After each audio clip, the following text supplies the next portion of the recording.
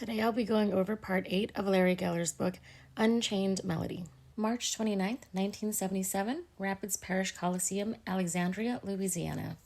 Larry says he and Elvis were in a small, dim, portable dressing room near the Coliseum. As Larry was finishing Elvis's hair, he noticed Elvis watching him through the mirror. Elvis shook his head and softly sang, "I once was lost and now I'm found, was blind and now I see." Then he said, "I waited too long, man, too damn long. I know how I look and what the fans must think. I'm really hurting inside.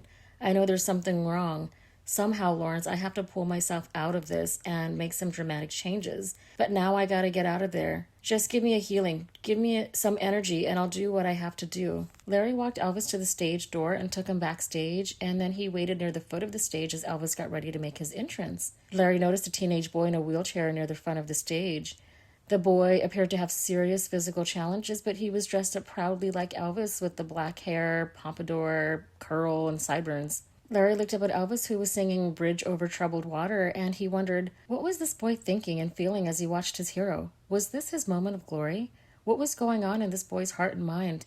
If he only knew what is behind the facade. The moment overwhelmed Larry and he had to leave. As he ran up the aisle, a teenage boy noticed his ID badge and called out to him saying if Larry could get him an Elvis scarf, his sister would do a certain thing in exchange for the scarf. Larry looked at the girl sitting next to the teenage boy, and she appeared to be 15 or 16 years old, and it was all just too much for Larry. Then he looked at the boy in the wheelchair and then at Elvis, thinking about all Elvis was going through. He ran out of the building and collapsed against the wall, just bawling. On March 31st, they were in Baton Rouge, Louisiana. Larry says Elvis had been emotionally up and down for weeks, sometimes energized, sometimes anxious.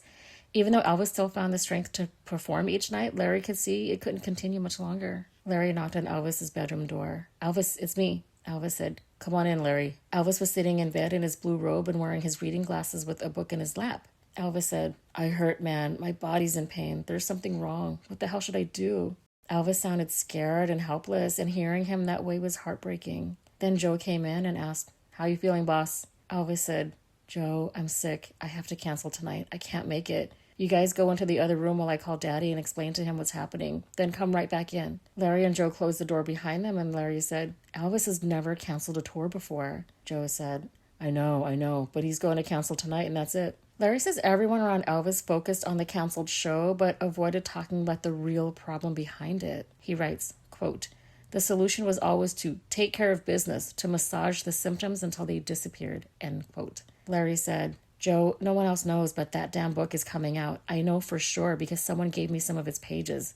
It's bad and Elvis has to know." Joe said, "Son of a bitch." Larry told him, "When we go back into his bedroom, I'm going to tell him." Joe said, "That's up to you. Go right ahead." He paused and then added, "I'll never talk to those guys ever again as long as I live." They walked back into Elvis's room and found him standing in the middle of the room waiting for them. Then Dr. Nick walked in. Elvis said, "I told Daddy." Then he told Dr. Nick, "I'm canceling the show. I can't go on. I feel really shaky." Dr. Nick said, "Well, Elvis, you'd better get back in bed." Larry watched Elvis walk unsteadily to his bed, and he couldn't bear it any longer. Larry said, "Elvis, I have to tell you something." Elvis stopped and turned to him. Larry said, "You're not going to like what you're about to hear, but I have to tell you the truth. No one else here will, but I have to. You might want to send me home on a plane tonight. You might fire my ass, but I don't care." Elvis took a deep breath and looked at him as if he expected Larry to say something painful. Elvis said, "Well, go ahead, let's have it." Larry said, "Elvis, you know the book by Red, Sonny, and Dave you think isn't coming out? I know for sure that it is. Ballantine is publishing it this summer. I've seen parts of it." Elvis went pale and looked deeply hurt. He didn't say anything, but his face showed he felt betrayed. Larry said, "They're out to crucify you. If you cancel the show, it will be the lead story all over TV tonight, and tomorrow morning the publisher will go nuts. They'll say, 'See, Elvis is doing drugs, Elvis this and Elvis that.' You'll be verifying their story. They're waiting like vultures for something like this." Elvis shouted, "Call the colonel, now!" And then he got back into bed, fuming. Charlie Hodge walked in, not having any clue what just took place, and said, "Hey, Elvis, you gotta hear this." Elvis snapped, "Just sit down and shut up." Larry sat in a chair next to Elvis, and Charlie, Dr. Nick, and Joe sat in chairs at the foot of Elvis's bed. Elvis leaned back silently and crossed his arms and was staring at the ceiling. A few minutes later, Tom Hewlett from Concerts West came in. Concerts West was the company responsible for booking Elvis's tours. Jerry Weintraub came in as well. Larry says Elvis respected Tom Hewlett because he saw him as smart, honest, and he seemed genuinely concerned about his well-being. In fact, unbeknownst to Hewlett, Elvis was planning on asking him to replace Tom Parker. Tom asked, "What's the trouble?" Elvis told him, "Tom, I hate to do this, but I'm sick. I'm canceling the show." Tom responded right away without arguing or giving Elvis reasons why he couldn't do what he wanted. Tom said, "Well, Elvis, if you're sick, you have to go to the hospital, though not here in Louisiana. They'll call in other doctors, and we want your doctors in Memphis. We have to get you to Memphis immediately and cancel the rest of the tour. This will be a major news story that will hit the wires tonight. We have to think about the insurance costs and all the other costs and refunds. The next shows are sold out, and the local..." And then Elvis interrupted Tom by getting up and motioning for Larry to follow him into the bathroom. Larry writes, quote, "Elvis closed the door behind us, and as we stood face to face, he extended both arms in front of him. With tears in his eyes, he cried, 'Larry, Larry, I'm sick. My legs are weak. Look at my hands. They're shaking.' At that moment, one of his knees buckled, and he grabbed the brass rail that encircled the room." End quote. Larry steadied Elvis and said, "Elvis, Tom's right. You have to go into the hospital. The insurance and everything else is secondary.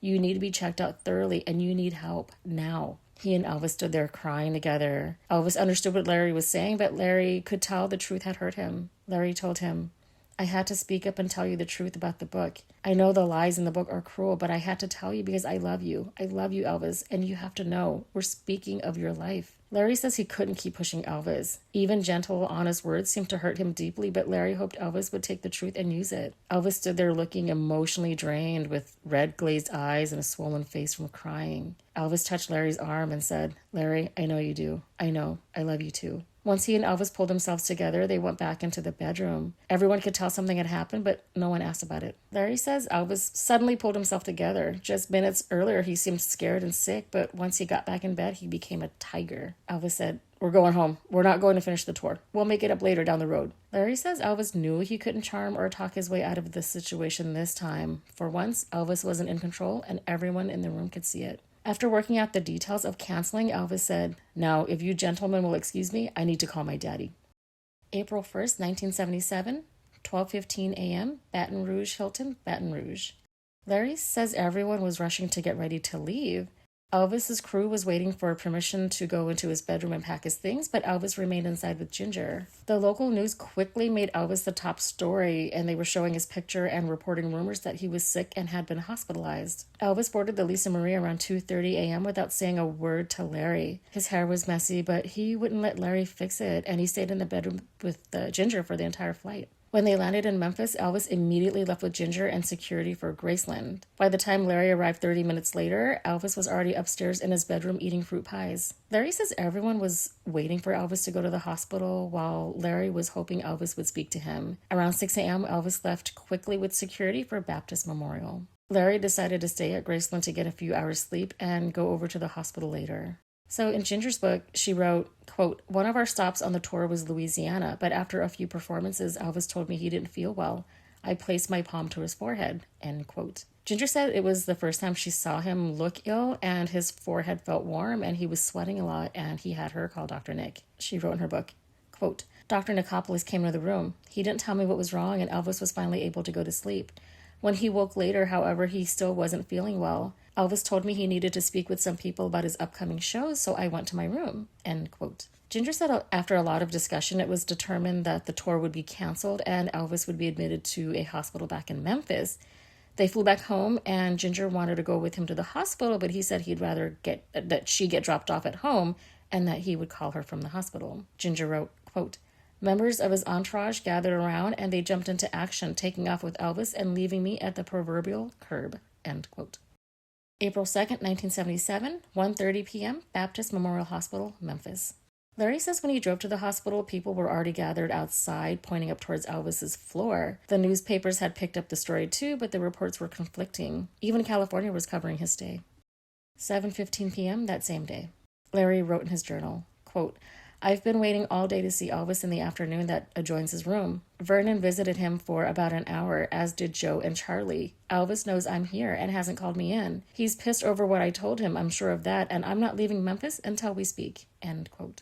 So I'm confused as to why Elvis was upset for Larry confirming to Elvis that the book was indeed going to be published. I mean, yeah, it's upsetting news, but why did Elvis direct his anger at Larry for simply telling him? Like, he's just the messenger. Wouldn't Elvis have wanted the warning instead of being blindsided with it being published? I'm just confused. Anyway, Larry continues in his journal, quote, one of the guys was on duty for Elvis and said smugly to me, "You finally effed up, Geller. See what happens when you shoot your big mouth off?" Apparently, the word is out that I spoke up. I strongly doubt whether anyone knows the accurate story.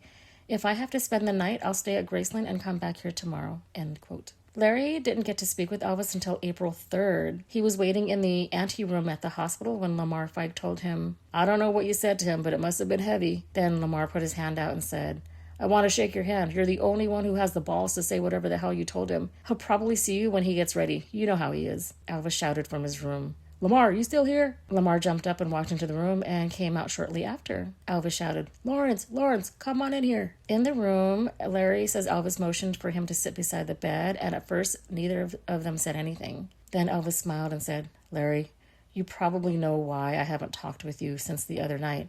I admit it was my ego. You kind of took me by surprise. But I respect you for what you said. I was pissed, man, but after I thought about it, I realized that you did the right thing.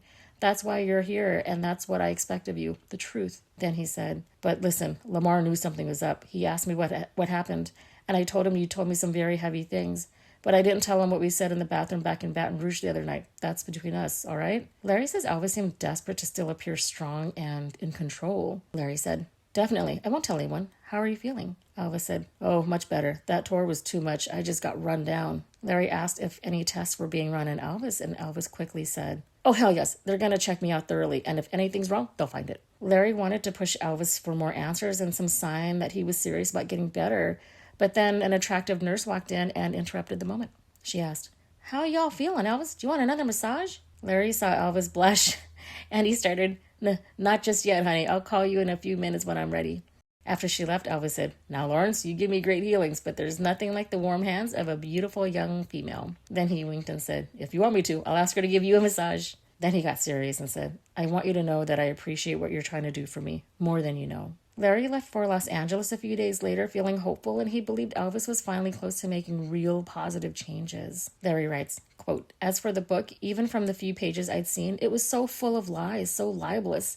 It didn't seem possible that it could be published. Of course, once Colonel Parker and Elvis's attorneys got wind of it, they would make the proper fuss, and that book would never see the light of day. But that isn't what happened. Why remains one of the great unanswered questions in Elvis's life." End quote. Larry says Elvis's attorneys could have challenged the manuscript and forced the publishers to prove the bodyguard's claims, but because no request was made, the book moved forward unchecked. Larry writes, quote, "For one thing, Elvis was very unsophisticated when it came to anything to do with business or law. He never read anything he signed, for example. Success for Elvis meant never worrying about money or anything else. That's what he'd hired the best professionals to do, and he fully believed that they'd do what was best for him without him having to ask." End quote.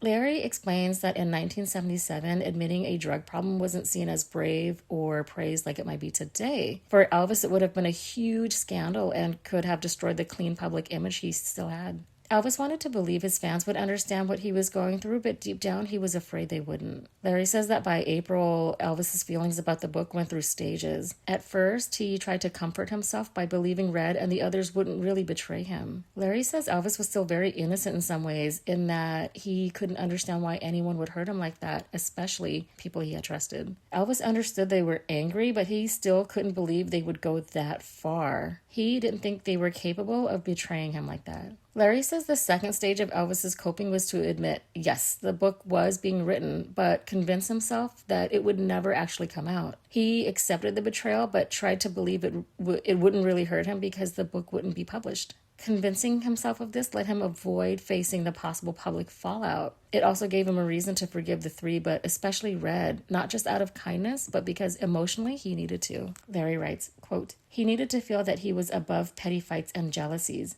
that he was big enough, sufficiently spiritually evolved to overlook wrongs done him and to forgive when others could not.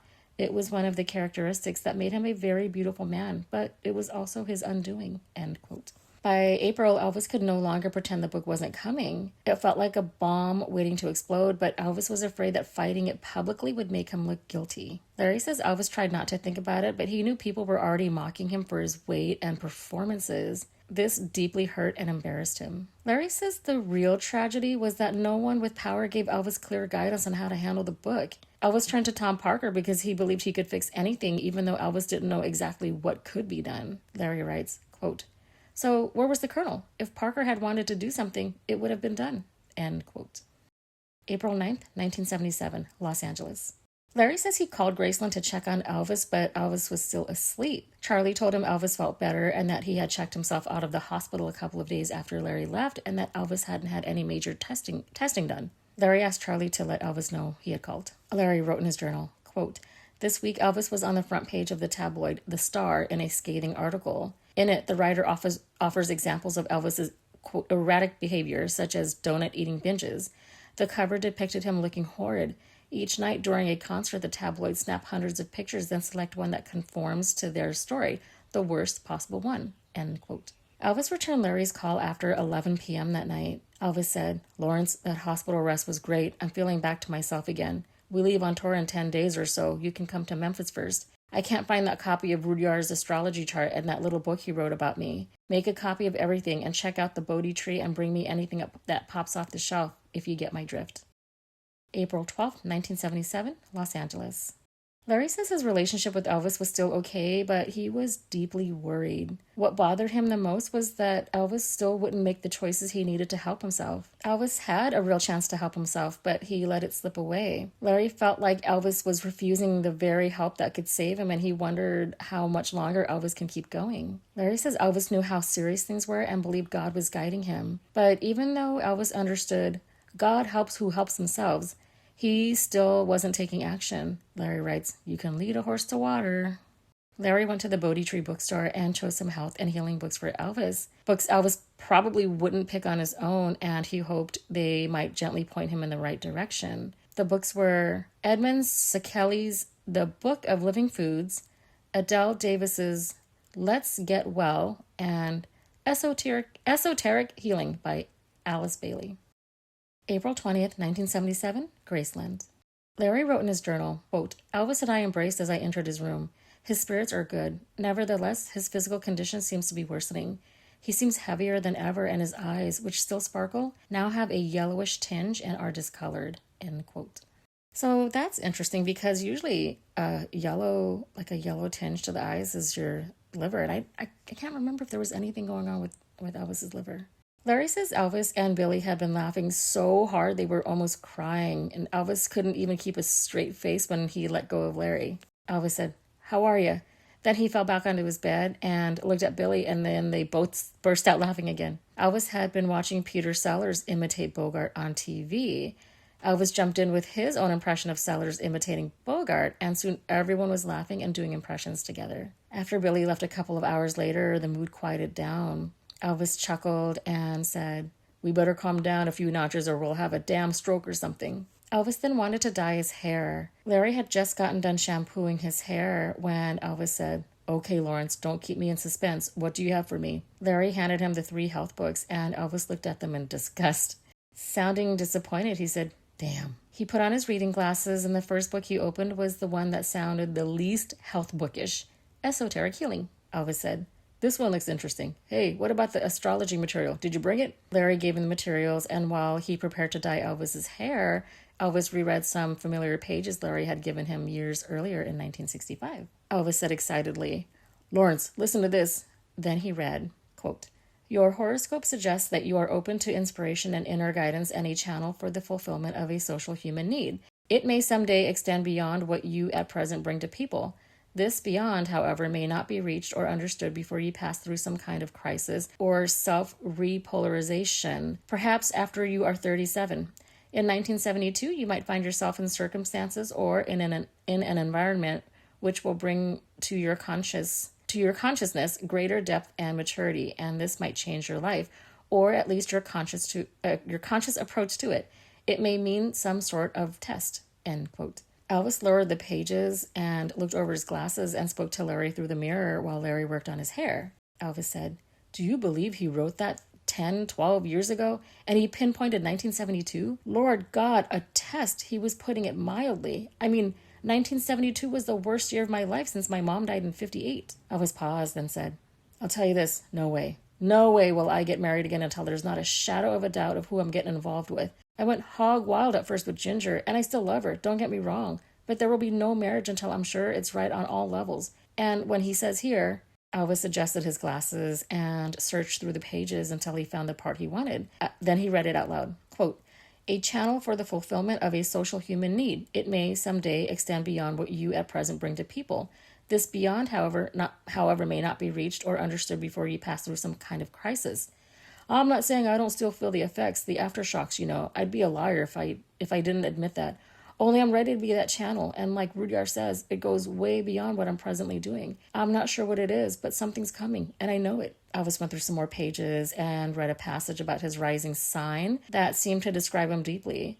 A boy shaped by his mother's dreams, guided by inner ideals, and trying to give deeper meaning to the outside world. Elvis said, that's my symbol, and it fits me perfectly. I can't believe it. Every time I read this, it takes on a deeper meaning. Then Elvis read another passage that seemed to fit him perfectly. It described how deeply his mother influenced him and how that influence shaped who he became and what he gave to the world. Elvis said, Larry, I love it. Everything fits. It's all falling into place. My life, I mean. I've been dreaming about my mom recently. I've been remembering things that happened when I was a little boy. I'm not trying to remember, only sometimes when I least expect it, certain events I haven't thought of in years flash through my brain like it was yesterday, even on stage when I least expect it. He stopped, then said, wait, let me read on. Elvis read that his moon in Pisces suggested a very sensitive, intuitive nature, someone deeply tuned into spiritual or emotional energy. Elvis sighed and said, that's putting it mildly. Then he read a passage connecting his chart to painful parts of his childhood, the death of his twin brother, and the limits of the environment he grew up in. Elvis stopped reading and set the pages down and sat quietly. He was clearly thinking deeply about what he had just read. He was quite a long time and then said, it all goes back to my mom. She instilled so much in me. Jesse Guerin is sure on me. I do think about him. I have certain questions. Maybe they can't be answered logically, but I do have my own ideas. Maybe. Elvis stopped speaking, and when Larry looked up, he saw Elvis was crying. Larry asked, what is it, E? Elvis struggled to find the words. Holding back tears, he finally said very quietly, there's a lot of possibilities. Maybe we'll never know for sure. Not in this life anyway. I guess I'm just crying for what might have been. April 22nd, 1977, 2:25 a.m., Detroit. Larry says they had just come from the first show in Greensboro, North Carolina, where Elvis gave a powerful performance of Unchained Melody alone at the piano. His voice was so moving that it captivated the whole audience and even the people in Elvis's own group. Unchained Melody had become a really special part of Elvis's show after adding it to the set list 4 months prior. Since adding it near the end, right before Can't Help Falling in Love, the audience's reaction had been unlike anything Larry had seen before. Larry wrote in his journal, quote, the words have a special meaning for Elvis, and he wants this to be in his next album. We discussed the album cover Elvis would like, just him sitting at the piano under the spotlight. Yet his physical body is a mess. He has to put so much effort into every move. It almost seems as if he's doing a parody of his old self, though he can't see it. When I blow-dried his hair on the plane tonight, he was breathing heavily. He shook his head from side to side and said, the spirit is willing, but the flesh is weak, end quote. Larry describes arriving in Detroit as cold and gloomy. While helping unload the plane, he noticed the eerie light around the Lisa Marie and the rain-soaked tarmac and the icy wind. All of it gave the moment a bleak, almost haunting feeling. Larry sat next to one of the younger guys on the way to the hotel. The young man casually said, hey, great show tonight, huh? Larry was shocked and said, you're only 21 years old and you're so lucky to be here. We all are. Let me give you a word of advice. Take in every moment to its fullest. Try to absorb everything that's going on because nothing lasts forever. You're young. Someday you'll be grown up and you'll look back on this and it will all seem like a dream. Look around you. See what's happening. This won't last forever. Larry says the guy looked at him with concern and Larry hoped his words had made him realize something was seriously wrong. Then the guy said, what the hell are you talking about? Are you using that psychological stuff on me? The next day, on April 23rd, Larry met Elvis in his room. Larry had written in his diary that the hotel rooms had started to blur together. Elvis's books were scattered around, but so were guns and all the usual medications and sprays. Bottles of Mountain Valley spring water were everywhere, and, as always, foil over the windows to block out the daylight. Larry says the fans were everywhere, outside the hotel, in the lobby, in the coffee shop, and even near some of the rooms. Larry writes, quote, "When I got there, it was after 4. Elvis had just finished his breakfast and we were looking for Billy. This was Billy's first tour in a long time. Elvis wanted him along. He always felt most comfortable around his cousin, who lived with his wife JoJo in a trailer behind Graceland. Billy had traveled with Elvis in the 50s and 60s and less often in the 70s. End quote. Larry says while Elvis was talking, Elvis took some pills from his suitcase and made sure to explain to Larry that they were only for his stomach.